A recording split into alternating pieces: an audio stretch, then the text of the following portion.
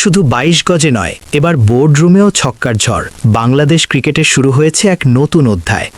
যে নামটা এতদিন শোনা যেত ব্যাট হাতে রানের ঝড় তুলতে, সেই তামিম ইকবাল এখন বসেছেন বোর্ডের চেয়ারে, আর শুরু থেকেই দেখাচ্ছেন একের পর এক চমক। দায়িত্ব হাতে নিয়েই যেন তিনি বুঝিয়ে দিচ্ছেন, কথায় নয় কাজেই বিশ্বাস। দর্শক, ক্রিকেটার, এমনকি পুরো সিস্টেম সব জায়গায় ছুঁয়ে দিচ্ছেন পরিবর্তনের ছোঁয়া। দীর্ঘদিন ধরে বন্ধ থাকা ঢাকা প্রিমিয়ার লিগের দরজা খুলে দিয়ে প্রথম বড় সিদ্ধান্তেই বাজিমাত করেন তামিম। শুধু লিগ চালু করেই থেমে থাকেননি, নারী ও পুরুষ উভয় দলের ক্রিকেটারদের বেতন বাড়ানোর মাধ্যমে দেখিয়েছেন তিনি খেলোয়াড়দের কষ্টটা কতটা বোঝেন। মাঠের নিরাপত্তা নিয়েও এসেছে নতুন ভাবনা। ডিপিএল চলাকালীন মাঠে থাকবে আইসিইউ সুবিধাসম্পন্ন অ্যাম্বুলেন্স, যা আগে কল্পনাতেও ছিল না অনেকের। এবারের আরেকটি বড় পরিবর্তন এসেছে ক্রিকেটারদের যাতায়াতে। আগে যেখানে ঢাকার ভয়াবহ যানজট ঠেলে সাভার গিয়ে ম্যাচ খেলাটা ছিল এক প্রকার যুদ্ধ, এখন সেই ঝামেলা অনেকটাই কমেছে। বিকেএসপিতেই থাকার ব্যবস্থা করায় ক্রিকেটাররা পাচ্ছেন স্বস্তি, মনোযোগ দিতে পারছেন পুরোপুরি খেলায়।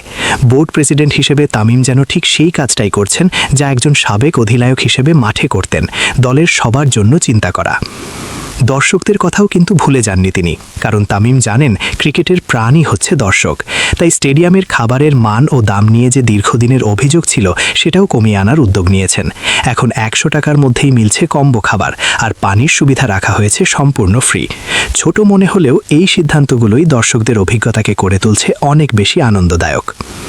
একসময় দলের ক্যাপ্টেন হিসেবে যেমন খেলোয়াড়দের পাশে দাঁড়াতেন, ঠিক তেমনই এখন বোর্ড প্রেসিডেন্ট হিসেবেও তাদের ভালো মন্দের খোঁজ রাখছেন তামিম। এই ব্যক্তিগত যত্নই তৈরি করছে আস্থা, আর সেই আস্থায় ফিরিয়ে আনছে ইতিবাচক পরিবর্তন। এমনকি হারিয়ে যাওয়া বল বয় সংস্কৃতিও ফিরিয়ে আনার উদ্যোগ নিয়েছেন তিনি, যা তরুণ ক্রিকেটারদের জন্য তৈরি করবে এক অন্যরকম আবেগ ও অভিজ্ঞতা। শুধু মাঠ বা দর্শক নয়, প্রশাসনিক জায়গাতেও দেখা যাচ্ছে তার দূরদর্শিতা। উদাহরণ হিসেবে বলা যায়, প্রতিটি সিরিজে বাস ভাড়া করার খরচ নিয়ে নতুন করে ভাবছেন তামিম। তার মতে, সামান্য অতিরিক্ত খরচ করলেই বিসিবির নিজস্ব বাস কেনা সম্ভব, যা দীর্ঘমেয়াদে অনেক বেশি সাশ্রয়ী। এতে অন্যের বাসে ব্র্যান্ডিং করার প্রয়োজনও পড়বে না, বরং লাল সবুজের নিজস্ব বাসে চড়েই ক্রিকেটাররা মাঠে যাবে, যা দেশের ক্রিকেটের ইমেজকেও তুলে ধরবে অন্য উচ্চতায়। খুব অল্প সময়ের মধ্যেই তামিমের এসব সংযোজন বিয়োজন নজর কেড়েছে সবার, আর পাচ্ছেন ব্যাপক প্রশংসা। অ্যাডহক কমিটির সভাপতি হিসেবে দায়িত্ব নিয়েই তিনি শুরু করেছেন সাফ সাফাইয়ের কাজ, যেখানে লক্ষ্য একটাই, বাংলাদেশ ক্রিকেটকে নতুন করে সাজানো।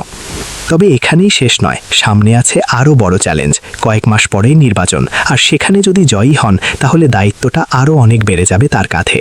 বিশেষ করে ঘরোয়া ক্রিকেটের মান উন্নয়ন, বিপিএল ও ডিপিএল এর মান কিভাবে বাড়ানো যায়, এই বিষয়গুলোতে দিতে হবে বাড়তি নজর। কারণ একটি দেশের ক্রিকেটের আসল ভিত্তি গড়ে ওঠে ঘরোয়া লিগ থেকেই। সব মিলিয়ে বলা যায়, মাঠের দাপুটে ওপেনার এখন বোর্ডরুমেরও আক্রমণাত্মক খেলোয়াড়। একের পর এক সাহসী সিদ্ধান্তে তিনি প্রমাণ করছেন, সমস্যা স্থায়ী নয়, সমাধানই শেষ কথা। এখন দেখার বিষয়, এই ধারাবাহিকতা ধরে রেখে তিনি কতটা দূর নিয়ে যেতে পারেন দেশের ক্রিকেটকে। কারণ শেষ পর্যন্ত এখানেই তো তাকে দেখাতে হবে আসল মুনশিয়ানা।